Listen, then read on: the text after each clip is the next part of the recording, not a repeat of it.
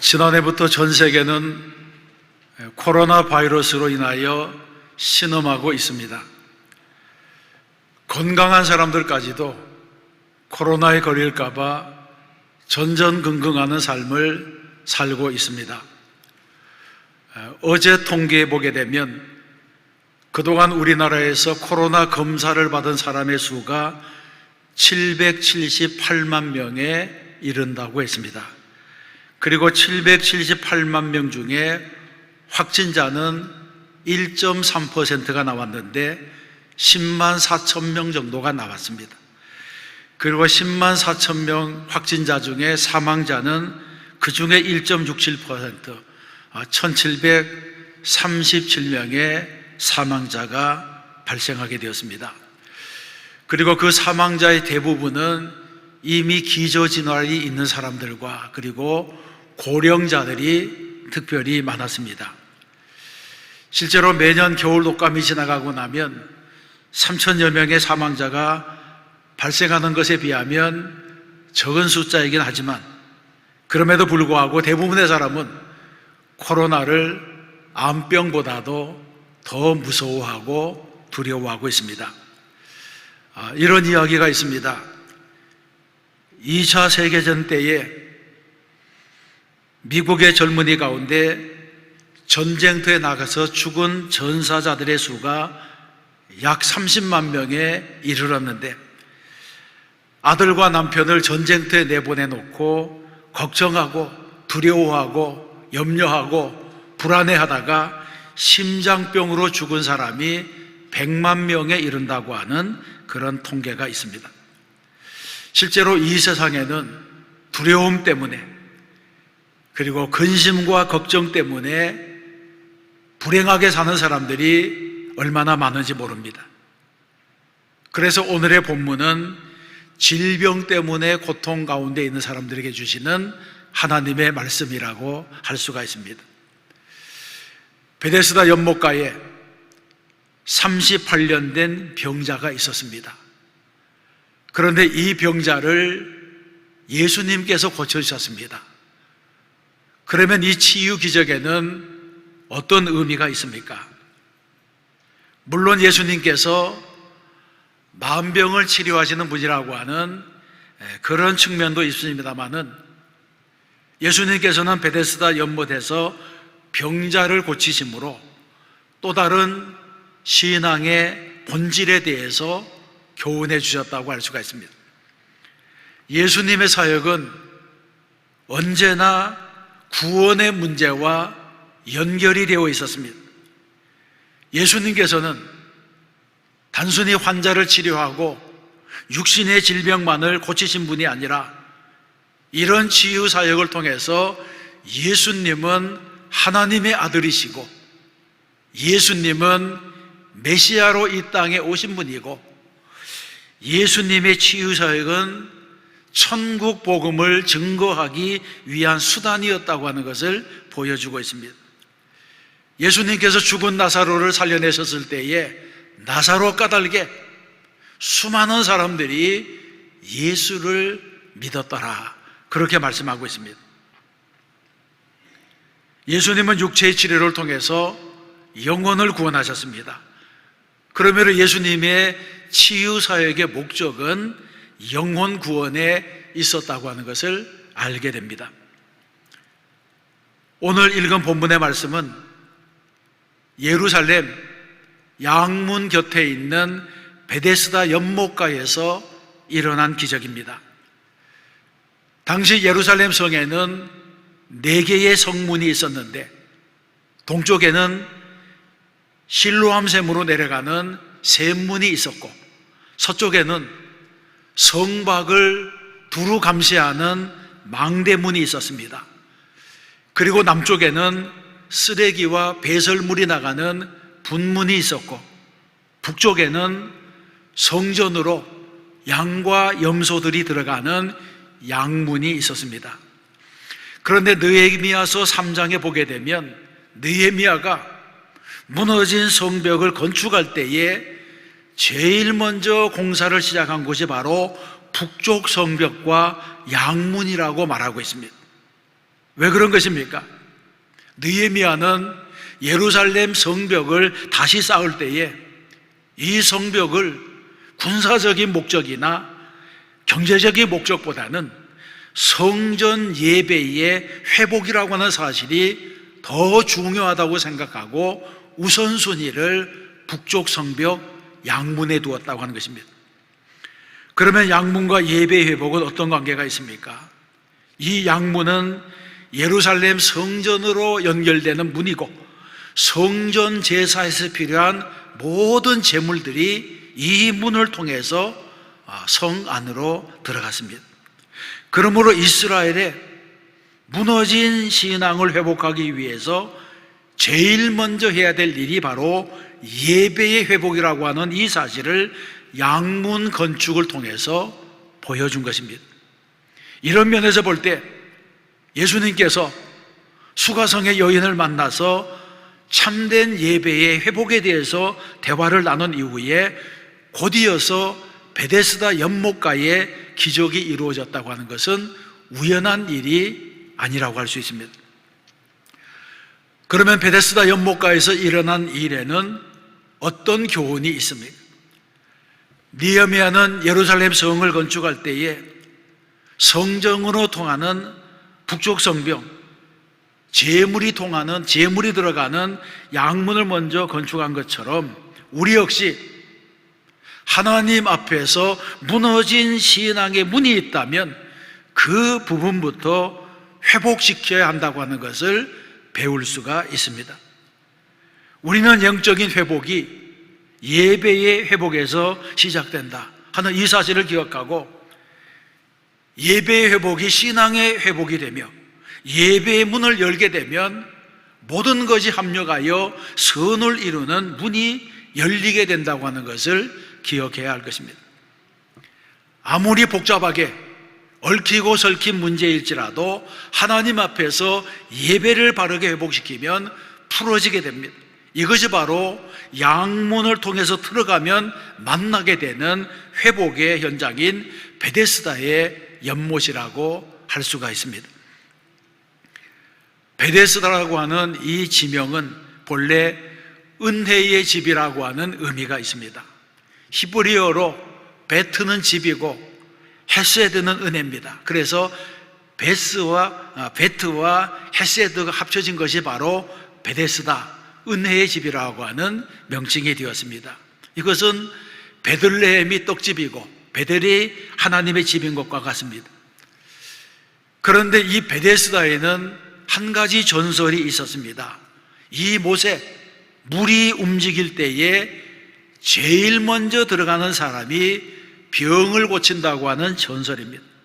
그래서 많은 병자들이 이 베데스다 연못가에 진을 치고 누워 있었습니다. 성경에서는 베데스다 연못가에는 많은 병자, 맹인, 다리 저는 자, 그리고 혈기 마른 사람들이 누워 있었다고 말하고 있습니다.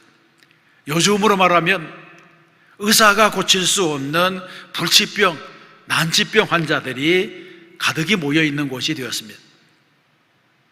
아마도 이 연못은 수맥이 온천과 닿아 있었던 것 같습니다.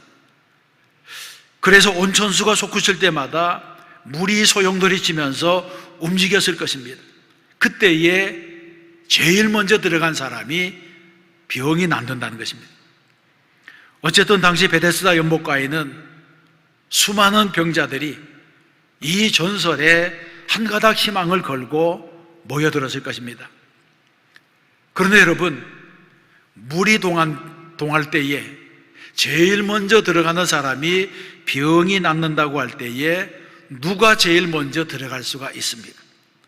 아마도 상대적으로 덜 아픈 사람, 상대적으로 건강한 사람이 먼저 들어갔을 것입니다. 그렇지 않겠습니까? 물이 언제 움직일지 시간이 정해지지도 않았는데 중환자가 그 물이 움직이는 것을 계속 바라보고 있을 힘도 없었을 것입니다. 그리고 또 물이 움직였다고 하면 덜 아픈 사람이 먼저 뛰어 들어갔을 것입니다. 그래서 중환자, 이렇게 중병에 든 사람은 38년 동안이나 누워 있었지만 고침을 받을 수 있는 기회가 없었습니다. 여러분, 이것은 얼마나 큰 모순입니까? 그래서 베데스다라고 하는 것은 치료의 장소인 동시에 정말 치료가 필요한 사람에게는 치료를 받을 수 없는 모순의 현장이고 절망의 장소였습니다. 이것이 바로 현실이었습니다. 이런 일들은 인간들이 살고 있는 이 세상에서는 얼마든지 찾아볼 수 있는 일입니다. 꼭 필요한 사람에게 필요가 공급되지 않는 일들은 허다하게 있습니다. 그런데 이런 절망적인 현장에 예수님께서 찾아오셨습니다. 예수님께서 찾아오셔서 38년 된 병자를 보시면서 내가 낫고자 하느냐 이렇게 물으셨습니다. 5절과 6절에 보게 되면 거기 38해 된 병자가 있더라. 예수께서 그 누운 것을 보시고 병이 벌써 오래된 줄 아시고 이르시되 내가 낫고자 하느냐 이렇게 물으셨습니다. 저는 이 말씀을 읽을 때에 예수님께서 수많은 사람 중에 특별히 38년 된 병자를 주목하셨다고 하는 이 말씀의 은혜를 받습니다. 그리고 예수님은 이미 이 사람의 병세를 다 하셨습니다. 그리고 그가 다른 사람들보다 먼저 물에 들어갈 수 없다고 하는 그 사실도 알았습니다. 그럼에도 불구하고 38년 된 병자에게 불가항력적인 은혜를 베풀어 주셨다고 하는 것입니다.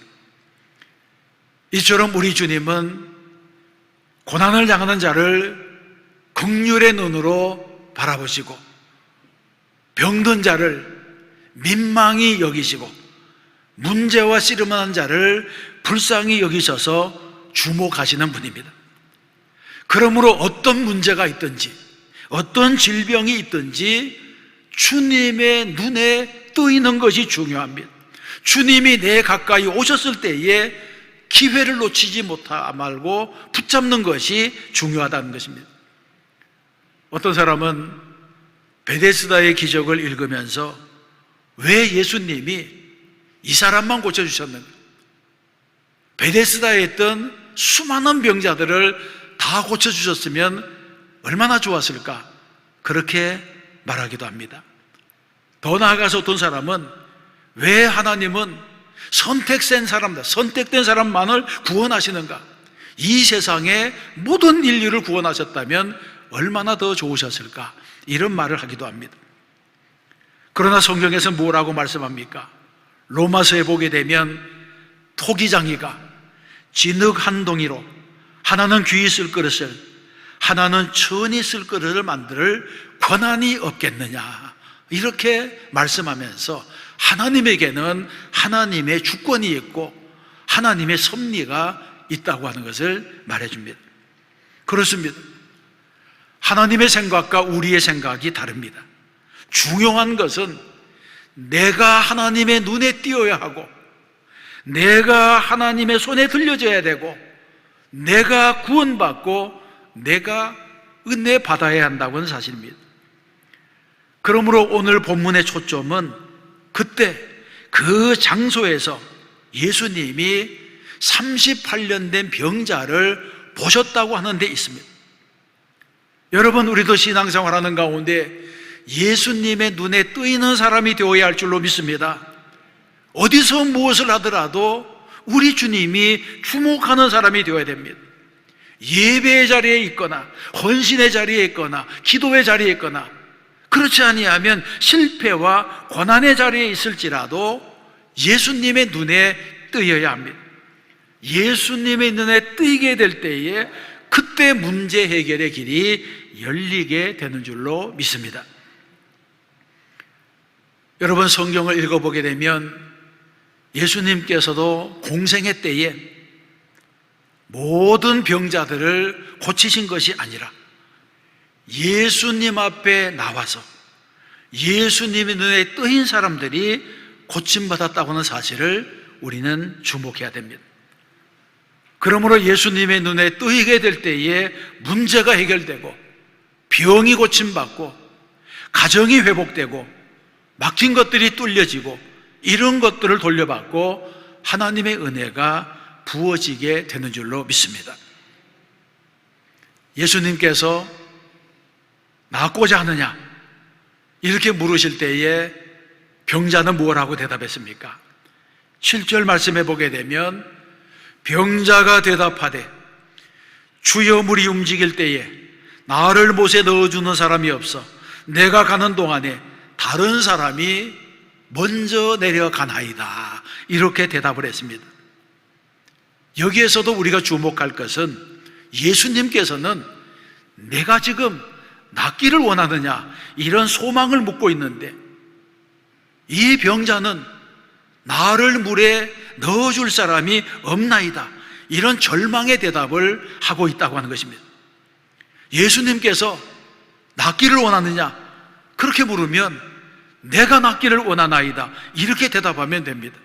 맹인 바드메오처럼 주여 내가 보기를 원하나이다 이런 대답을 하면 그 대답이 100점이 되는 것입니다. 그런데 본문의 환자는 예수님 앞에서도 절망을 말하고 있습니다. 나를 물에 넣어줄 사람이 없어서 내가 병을 고치지 못하고 있습니다. 이런 것을 말하고 있습니다.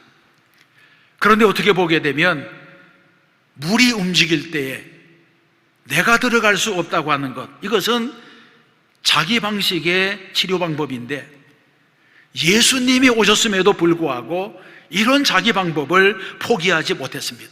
그래서 예수님 앞에서조차 절망을 털어놓고 불만을 표현하게 되었다고 하십니까? 여기에서 우리는 교훈을 얻어야 됩니다. 많은 사람들이 어떤 문제를 가지고 그 문제를 해결받기 위하여 하나님께 기도합니다. 그런데 기도하는 사람들마다 자기 방식대로 처방을 가지고 기도할 때가 있습니다. 이렇게 해주시고 이때 해결해 주시고 뭐 이런 거 하나님께 드리는 소원이 있습니다. 마치 예수님을 자신의 조력자처럼 여겨서 자기 방법대로 이루어 달라고 고집할 때가 있습니다. 그런데 이런 사람은 자기 방법대로 하나님을 부리려고 하는 사람들과 같습니다. 베데스다 연못가에 있던 이 병자도 38년간 실패했으면서도 자기 방법을 포기하지 못했습니다. 끝까지 자기의 방법으로 승부를 걸려고 했다는 것입니다. 그러면 하나님의 사람은 어떻게 해야 됩니까? 하나님의 사람은 자신의 연약한 것이 있으면 그 연약한 것을 그대로 내어놓고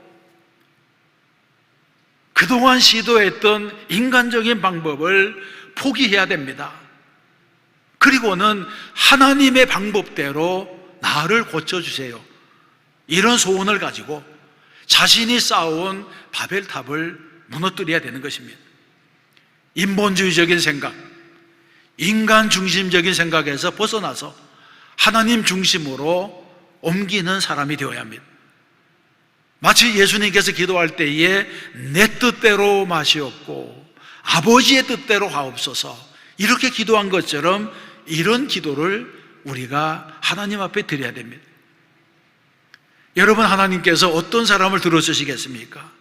하나님께서는 겸손한 사람을 들어쓰시고 믿음의 사람을 들어쓰시고 순종하는 사람을 들어쓰십니다. 그러므로 하루라도 빨리 하나님 앞에 굴복하는 사람이 하나님의 손에 붙잡히게 되고 하나님의 손에 사용받게 되는 것입니다.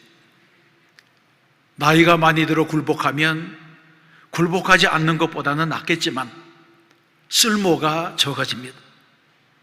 그러므로 하나님 앞에서 자기 고집을 버리고 하나님의 뜻을 붙잡고 헌신하는 성도가 되어야 할 것입니다. 실패하는 사람에게는 실패의식이 있다고 하는 말이 있습니다. 그래서 실패하는 사람들은 안 된다, 어렵다, 불가능하다, 할 수 없다, 이런 생각에 사로잡혀 살아가면서 실제로 자기 인생이 그 생각대로 되고 만다고 하는 것입니다. 또 어떤 사람은 자존감이 낮아서 좌절감, 실패의식, 피해의식 이런 것에서 벗어나지 못해서 끝까지 이런 생각에 매달려서 실패하는 삶을 살기도 합니다. 그래서 성공하지 못하는 사람은 무의식 중에 자기 자신에게 너는 성공할 수 없어, 안 돼, 이런 자기 암시를 무수히 하는 사람입니다. 입으로는 성공하고 싶어요, 그렇게 노래를 부르면서도 속으로는 자꾸 안 된다고 하는 생각에 사로잡혀서 자기 삶도 실패로 끌어가게 되는 것입니다.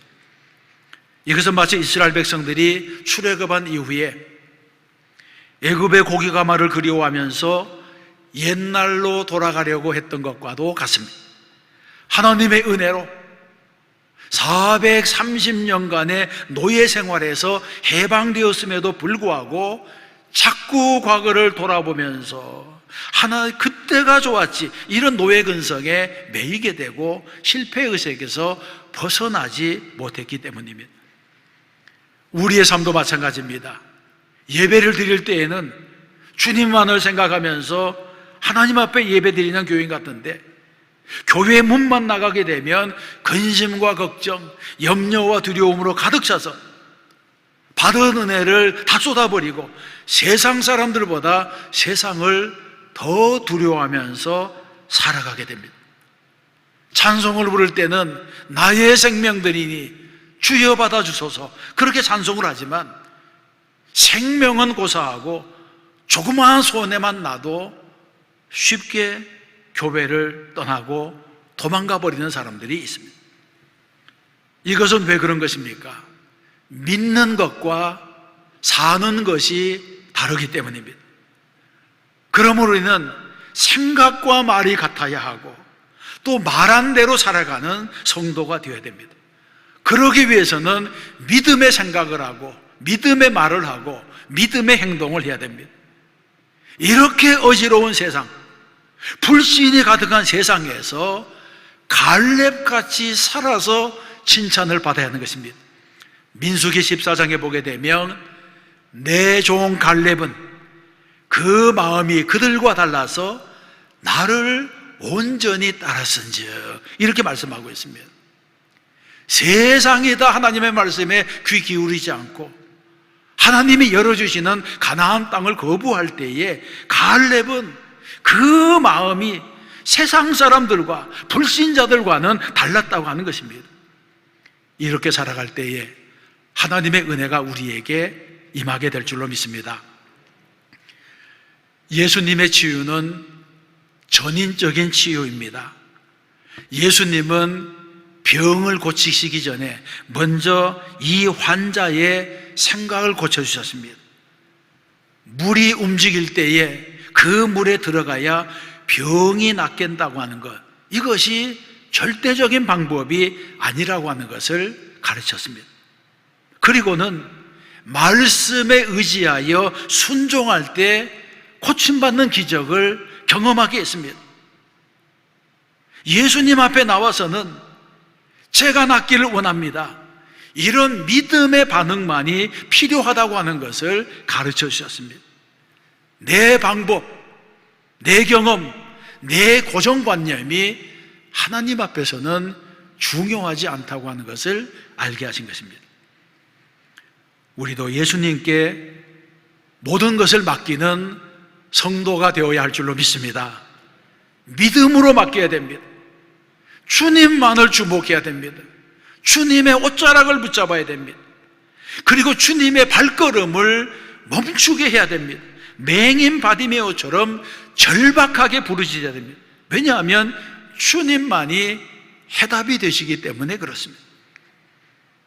내가 낫고자 하느냐, 이렇게 물으실 때 내가 낫기를 원하나이다, 이런 믿음의 고백, 내 평생의 소원을 올려드려야 됩니다.